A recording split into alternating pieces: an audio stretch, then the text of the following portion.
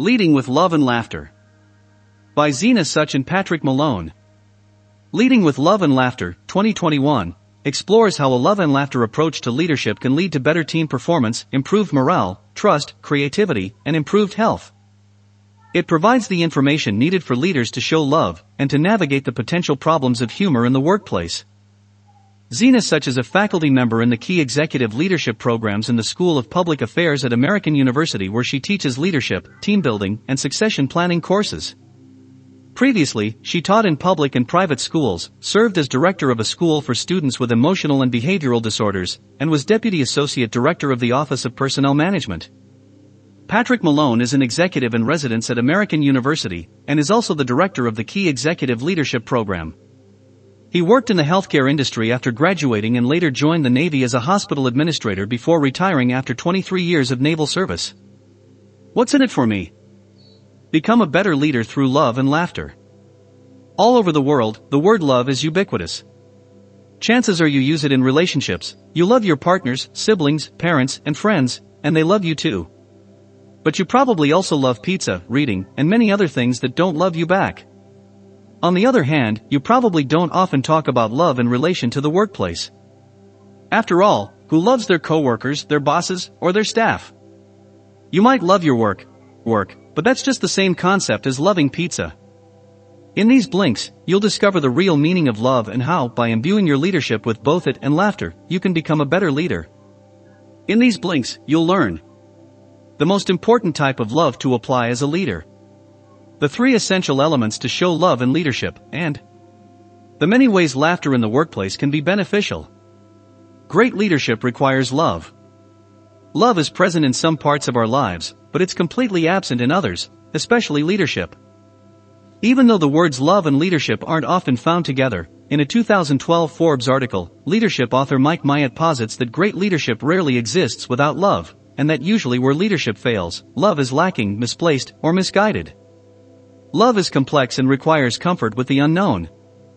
Unfortunately, many leaders prefer the comfort of the habitual patterns of leading and opt for established processes and predictability.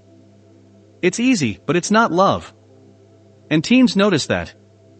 In fact, there's a strong correlation between workplace emotions and the wellness and engagement of employees. Where there's a lack of love, organizations underperform. The key message here is, great leadership requires love. Of course, you know what love is, right? It's a common enough concept, after all. But if you're going to apply love in your leadership, perhaps it's worth thinking about what it actually is. The ancient Greeks took a philosophical view, classifying love into 7 different types of love, including eros, physical, sexual love, storge, the unconditional love you feel for your children, parents, and siblings, and philia, the love that exists between friends. But the type of love that you especially need in leadership is philotia, love of yourself. Philotia is probably the love that matters most not only to your leadership, but also to your life in general. If you don't love yourself first, you can't really love someone else. You need to be able to forgive, nurture, and be kind to yourself. In order to lead and to love your team, you need to recognize your own worth, respect yourself, and show yourself compassion. Loving yourself means accepting who you are, and not being afraid of failing or taking risks. You're open to growth and self-development. So why should you worry about love in your workplace? Research by Dr. Fiona Beddoes-Jones, founder and CEO of Cognitive Fitness Consultancy, showed that 65% of participants thought love was lacking in their workplace. And it's worth noting that a massive 95% said they'd work harder for an organization that really cared. 83% thought that managers should be given training in how to love their staff. Beddoes-Jones defines that love as consisting of compassion, caring, and kindness. Your team members probably deserve that from you, don't they? After all, we all need love, in every aspect of our lives. Leaders who love create winning teams and change lives.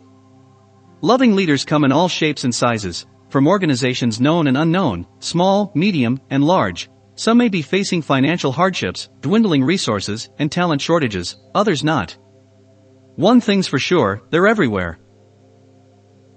They display philotia, the self-love that allows them to accept who they are and be open to risk-taking in their personal and professional relationships. And they also demonstrate philia, the friendship love between equals where each party grows through mutual respect, admiration, and trust. They create environments that engender compassion and caring precisely because they are compassionate and caring. Their love comes from their hearts. The key message here is, leaders who love create winning teams and change lives. Let's consider an example of a loving leader, Arthur T. DeMoulis, CEO of the supermarket chain Market Basket. DeMoulis came into the business as part of the family that founded Market Basket. He'd always focused on keeping employee wages high while maintaining low prices for customers. He cared more for his employees and customers than he did for profits.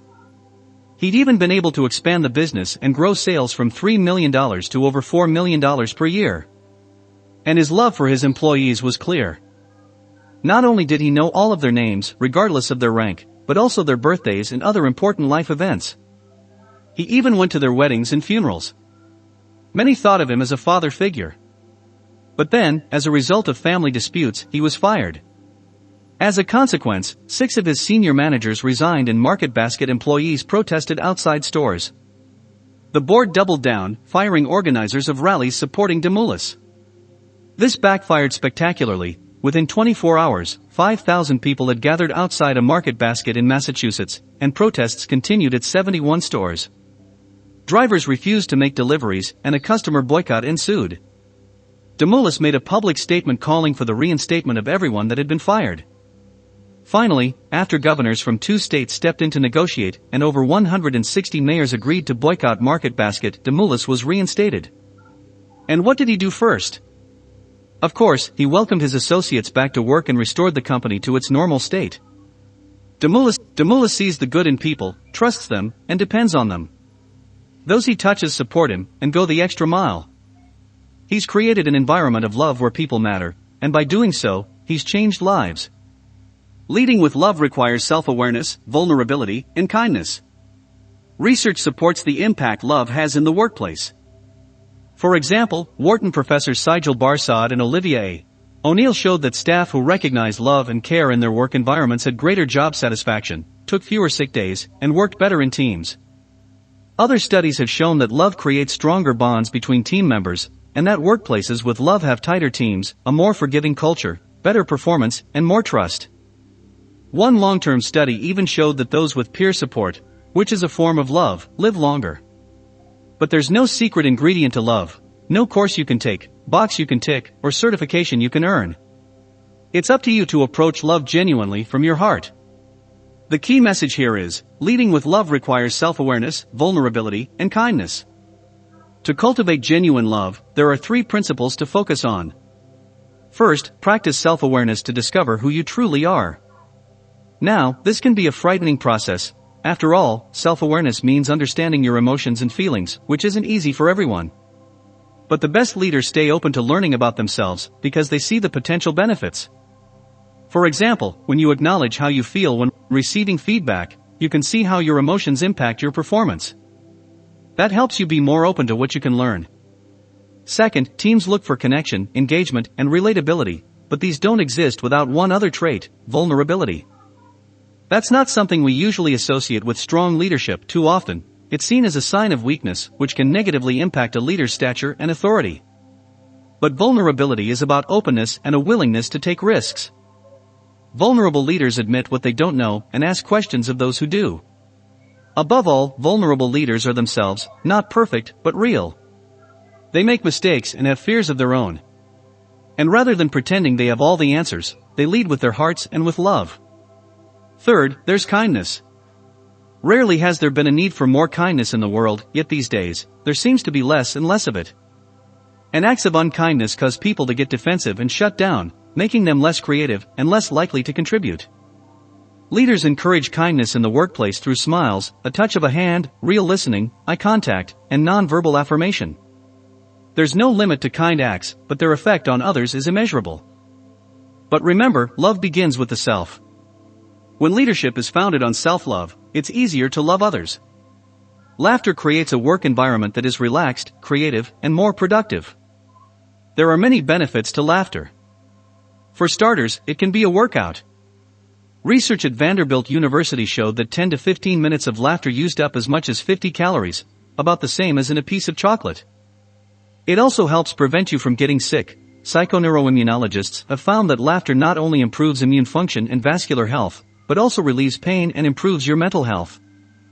When a workplace lacks laughter, it lacks staff engagement, and that can lead to a toxic environment. On the other hand, humor leads to positive emotions which make people feel good about themselves, their work, and their workplace. The key message here is, laughter creates a work environment that is relaxed, creative, and more productive. So, since you've already made the great decision to show more love in your leadership, what about incorporating laughter too? Well, first you need to consider that although love is universally seen as a good thing, laughter can be hostile, antagonistic, and degrading. It can turn sour and even offend. So to use laughter in leadership, you first need to understand it. One reason people laugh is a sense of superiority, which gets displayed when a person deliberately puts someone else down to raise their own status or self-esteem. Such people use snide comments and cynical barbs, followed by demeaning chortles. This kind of thing is basically a display of dominance, and it's a perfect example of how not to use humor. Here's another kind of laughter you're probably familiar with. Imagine for a moment you've just met an important deadline. Moments later, your boss phones to say the customer has changed his mind about what he wants. Then, just as your blood pressure is rising, she says just joking. And you can't help but laugh. Why? Not because what she said is all that funny, but with relief. That laughter acts as a release valve for your suppressed energy. Finally, there's incongruity. When a comedian tells a joke and the punchline comes, it catches you off guard, so your brain tries to make sense of the incongruity between what you thought was going to happen and what actually did. And there we have a joke, ladies and gentlemen. Whatever the reason for laughter, it builds social connections. Laughter is everywhere, in every society and culture, and even across species. So why not in leadership too? There are many opportunities throughout the day to use heartfelt humor in the workplace. It's March 2020 and staff from the nonprofit People for the American Way are slowly logging into the weekly Zoom call and turning on their videos. Then, political director Lizette Ocampo joins. Uncontained laughter from everyone follows, as the call participants see not Ocampo's face, but a potato with her eyes and lips. She tries desperately to remove the filter, but to no avail. All anyone can see is her potato eyes darting from side to side as she scrambles to solve the problem. In the end, she gives up and endures the giggles, continuing the meeting as a potato.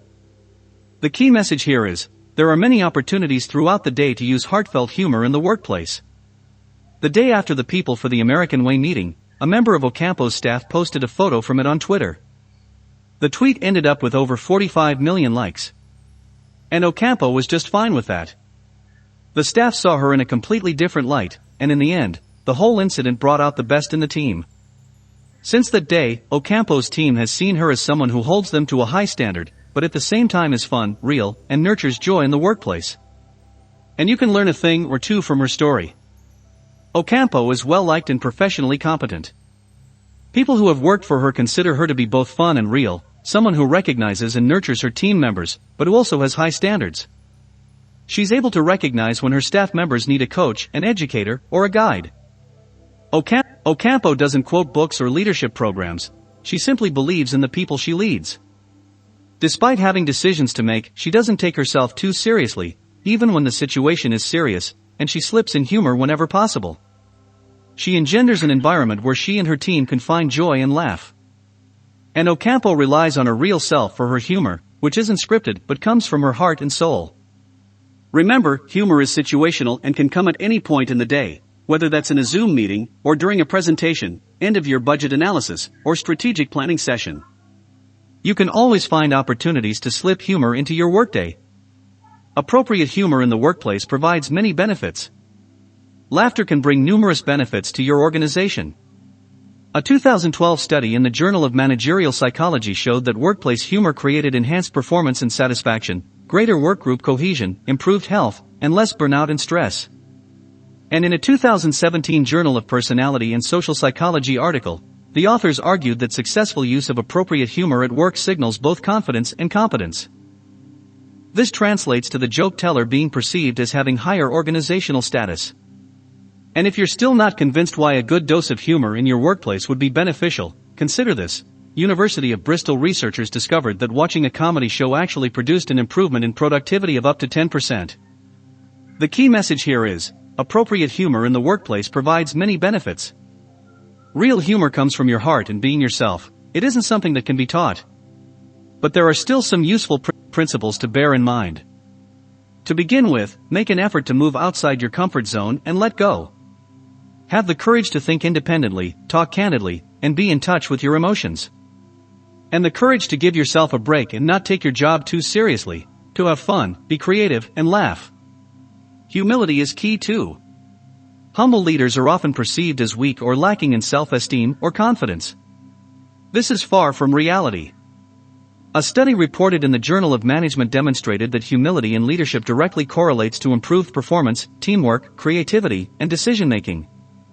Humble leaders are confident without arrogance, sincere, modest, and able to laugh at themselves openly. And finally, you need a good dose of empathy, the quality that allows you to connect with others, to understand their feelings and emotions, to be considerate, and to understand when it's okay to laugh at something or share a funny moment. Ready to give humor a go? Hold your horses. Humor can also fail spectacularly. In his book Humor That Works, Andrew Tarvin writes about how if it's used disparagingly, or it divides or distracts, humor can be a nightmare. Off-color jokes are a no-no, as is the use of just kidding after inappropriate comments. And don't even think about doing something outlandish like turning up to work in silly clothes. Try these, and you'll just tarnish your professional reputation. So take extra care and responsibility when you use humor in the workplace, but try it anyway. Your laughter might just make the world a better place. Final summary. The key message in these blinks is that love and laughter are often missing from leadership. In fact, love and leadership are two words not often seen together, but they should be. Love and laughter bring boundless benefits to the workplace, including better team cohesion, communication, and performance, lower attrition rates, and health benefits. You can become a better leader by showing your team love, and using opportunities to inject a bit of appropriate humor into your working day. And here's some more actionable advice. Laugh at work. Stop and think about when you last said or did something funny at work. Were you in front of a group or only with a select few in your office? When did you last laugh at work? When humor and laughter are present in your workplace, you'll see an increase in creativity and productivity, and less sick leave, burnout, and staff turnover. It's not always easy to let go and laugh, but you can do it.